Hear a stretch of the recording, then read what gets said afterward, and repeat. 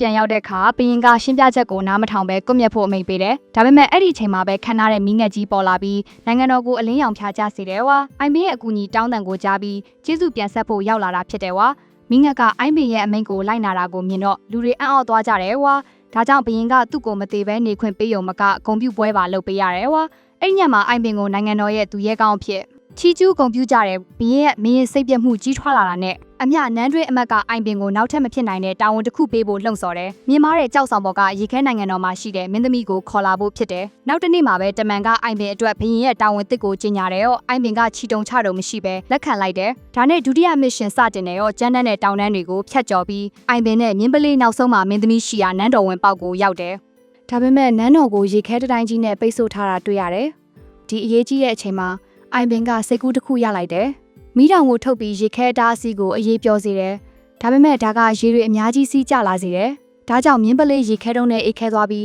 6ကန်းပါးကိုလိမ့်ကျသွားတယ်။စင်းသက်တာမကောင်းပေမဲ့မြင်းပလေးတန်ရမရပဲအသက်ရှင်ကျန်ခဲ့တဲ့ပွားတစ်ဖက်မှာအိုင်ပင်နန်းတော်ထဲဝင်သွားပြီးမင်းသမီးကိုတွေ့တဲ့ပွားဘရင်စေလွတ်တဲ့လူစစ်ဆက်သူဖြစ်မိတ်ဆက်တယ်။ဒါပေမဲ့မင်းသမီးကလောကမှာသူရဲကောင်းတွေမရှိတော့တဲ့အတွက်လက်ထပ်ဖို့စိတ်မဝင်စားဘူးလို့ပြောတယ်။ပြီးတော့စမ်းသပ်မှုတစ်ခုလုပ်ဖို့ရုတ်တရက်6ကန်းပါးကနေခုံချလိုက်တယ်။